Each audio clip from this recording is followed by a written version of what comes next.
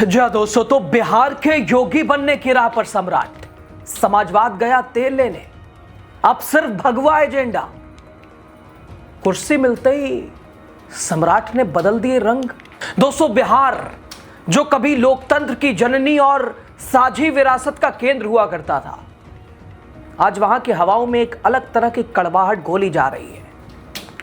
मुख्यमंत्री की कुर्सी पर बैठते ही सम्राट चौधरी ने साफ कर दिया है कि वो सूबे के मुखिया कम है और एक खास विचारधारा के पोस्टर बॉय ज्यादा है। दोस्तों, बिहार की सियासत में आजकल एक नया सम्राट पैदा हुआ है जो खुद को नीतीश कुमार का वारिस तो कहता है, लेकिन उसकी चाल ढाल रंग रूप पूरी तरह से नागपुर के सांचे में ढलने को बेताब है।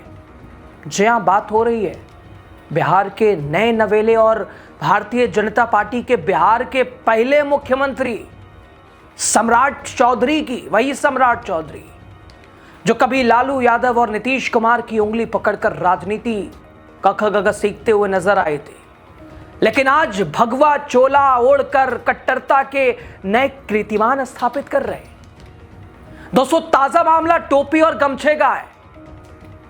नीतीश वाले पैटर्न पर जनता दरबार में एक मुस्लिम कार्यकर्ता ने बस टोपी लगाने की कोशिश की। साहब टोपी लगा लेते। सम्राट बाबू को अपनी विचारधारा शायद याद आ गई। टोपी से परहेज। जनता दरबार में एक अल्पसंख्यक कार्यकर्ता की टोपी को सरेआम ठुकरा दिया। क्या महज इत्तफाक या फिर ये उस सम्राट मॉडल की शुरुआत है जहां समावेशी राजनीति के लिए कोई जगह नहीं है? आज हम उस बिहार की बात कर रहे हैं दोस्तों, जहां विकास के दावों के पीछे बुलडोजर की दहाड़ है। सम्राट के आते ही बुलडोजर की स्टीयरिंग चलने लगी है, सीट पर ड्राइवर बैठ चुका है। सौहार्द की जगह ध्रुवीकरण का खेल भी शुरू हो गया है। बताते हैं आपको पूरा मामला, पूरा माजरा क्या है। आपका स्वागत है द राजनीति बिहार का आप खास सेगमेंट देख रहे हैं। मैं हूं आपके साथ यासूब रजा। दोस्तों, बिहार की सत्ता पर काबिज होते ही सम्राट चौधरी के तेवर बदल गए। मुख्यमंत्री सम्राट चौधरी एक्शन में तो आ गए और नीतीश कुमार की लेकिन राह पर ही चल पड़े हैं। इसकी पहली कड़ी में शामिल हुआ नीतीश कुमार का जनता दरबार। दरअसल शुक्रवार के जनता दरबार में अल्पसंख्यक समाज के लोग भी बड़ी तादाद में पहुंचे थे। लगातार सम्राट चौधरी इतना बिजी हैं, बधाइयों का दौर चल रहा है। नए मुख्यमंत्री का स्वागत और अल्पसंख्यक समाज से आने वाले एक कार्यकर्ता ने जब सम्राट चौधरी को टोपी पहनाना चाहा तो उन्होंने उस शख्स को हाथ जोड़कर प्रणाम किया और टोपी लेकर अपने सुरक्षा कर्मियों को दे दी। लेकिन उसी व्यक्ति ने जब मुख्यमंत्री सम्राट चौधरी को गमछा भेंट किया तो खुशी खुशी गमछा उन्होंने ओढ़ लिया, गले में डाल लिया। दोस्तों, बिहार के सियासी गलियारों में अब एक बात तो साफ हो गई है कि राज्य के मुख्यमंत्री सम्राट चौधरी भाई साहब क्राइसिस मैनेजमेंट के माहिर खिलाड़ी हैं। भारतीय जनता पार्टी के अंदर पहले ही मुख्यमंत्री को लेकर संगी चेहरा ना होने का जो मलाल दिख रहा था, आज उस समय थोड़ा सा सेटिस्फाइड जरूर दिखा जब क्राइसिस मैनेजमेंट के मास्टर मुख्यमंत्री सम्राट चौधरी ने कार्यकर्ता सम्मान जनता दरबार के दौरान एक मुस्लिम कार्यकर्ता के द्वारा दिए गए गमछे को तो गले में लटका लिया, लेकिन टोपी पहनने से इनकार कर दिया। मुख्यमंत्री सम्राट चौधरी भले ही संघ से नहीं आए हैं, पर वैचारिक धरातल पर संघ की नीतियों से जोड़ने की अपने आप को कोशिश करने में कोई मौका नहीं छोड़ रहे, कोई मौका देना ही नहीं चाहते हैं। क्योंकि बीजेपी का तो आप जानती हैं आधार क्या है, विशेष को टारगेटिंग करने वाला, और आमतौर पर राजनीति का आधार हिंदू मुसलमान, मस्जिद मंदिर, ध्रुवीकरण।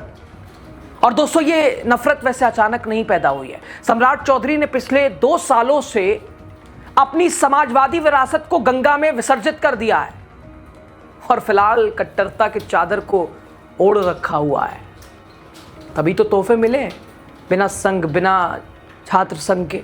साल 2023 जरा याद कीजिए, जब महागठबंधन की सरकार थी, मुख्यमंत्री नीतीश कुमार महागठबंधन सरकार का नेतृत्व कर रहे थे। उस वक्त सम्राट चौधरी ने हिंदुस्तान में रहकर पाकिस्तान के गुणगान करने वालों को कड़े लहजों में चेताया। साफ कहा था, हिंदुस्तान में जिसको रहना है उसको हिंदुस्तान के साथ चलना होगा, रहेगा हिंदुस्तान में और गाएगा पाकिस्तान की। अब नहीं चलेगा। और दोस्तों, साल 2023 में ही सम्राट चौधरी ने लव जिहाद मामले में भी अपना पक्ष साफ रखा था। कहा था, जब मेरी सरकार बनेगी हिंदुओं पर अत्याचार करने वाले लव जिहादियों की शनाख्त कर जेल भेजा जाएगा। दोस्तों, ये वो वक्त था जब बिहार में महागठबंधन की सरकार थी। तब उन्होंने तत्कालीन मुख्यमंत्री नीतीश कुमार पर निशाना साधा था। दोस्तों, यही नहीं, बिहार भाजपा के प्रदेश अध्यक्ष बनने के बाद सम्राट चौधरी जब पहली बार अररिया पहुंचे थे, वो सीमावर्ती क्षेत्र में, सीमांचल में, तो उन्होंने बांग्लादेशी घुसपैठ समेत गौ हत्या, लव जिहाद का मुद्दा उठाया। सम्राट चौधरी ने लव जिहाद और बांग्लादेशी घुसपैठ के मुद्दे पर वोटरों को गोलबंद करने की कोशिश की। तेरापंथ भवन में आयोजित कार्यक्रम में बीजेपी प्रदेश अध्यक्ष, तत्कालीन प्रदेश अध्यक्ष सम्राट चौधरी ने स्पष्ट कहा कि गौ हत्या करने वालों को जेल जाना पड़ेगा, यह भारत है। और वहीं बांग्लादेशी घुसपैठ मामले पर कहा था कि जब भाजपा की सरकार बनेगी पूरी तरह से, तो एक बांग्लादेशी घुसपैठियों को शिनाख्त कर बिहार और भारत से बाहर निकाला जाएगा। बन गई सरकार, सपना हो गया पूरा, निकालिए, बस चुनावों में घुसपैठ। खैर दोस्तों, सम्राट चौधरी जब उप मुख्यमंत्री बने थे, तभी से बिहार में सम्राट युग की शुरुआत मानो हो गई थी। अभी तक तो देश में योगी मॉडल की चर्चा थी, लेकिन उप मुख्यमंत्री बनते ही सम्राट चौधरी खुद सम्राट मॉडल के रूप में मशहूर होने लगे थे। नई सरकार के गठन के साथ ही बिहार में बुलडोजर एक्शन, अपराधियों के एनकाउंटर्स शुरू हो गए थे।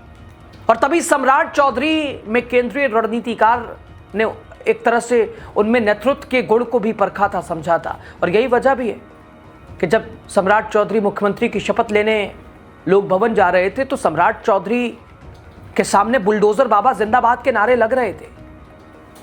दोस्तों, ये वही सम्राट चौधरी हैं जो कल तक समाजवाद की कस्में खाते थे। कहते थे मदरसे से पढ़े हैं, अलीफ बे से शुरू किया है पढ़ाई, लेकिन आज संघ की गुडविल बुक में अपना नाम दर्ज कराने के लिए भाई साहब प्रतीकों की राजनीति कर रहे हैं। सवाल ये, अगर टोपी पहन लेते क्या हो जाता? क्या मुख्यमंत्री पद की गरिमा टोपी पहनने से घट जाती? इफ्तार पार्टी में तो जाते हैं, पहन लेते हैं। या फिर सम्राट चौधरी भाजपा के उन कट्टरपंथियों को संदेश देना चाह रहे हैं कि वो बाहरी भले हैं, संघ से नहीं है। हालांकि ध्रुवीकरण ज्यादा नहीं करते थे, लेकिन अब नफरत के मामले में वो किसी संघी से कम नहीं है। मलाल मत कीजिए, संघ से नहीं भी हैं तो काम वही करेंगे, नफरत फैलाएंगे, मोहब्बत का संदेश नहीं दे सकते हैं।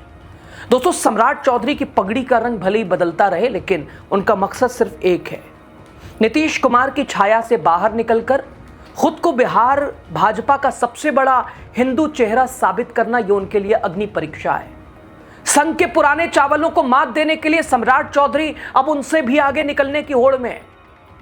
टोपी को नकारना शायद उसी कदम में एक सीढ़ी है।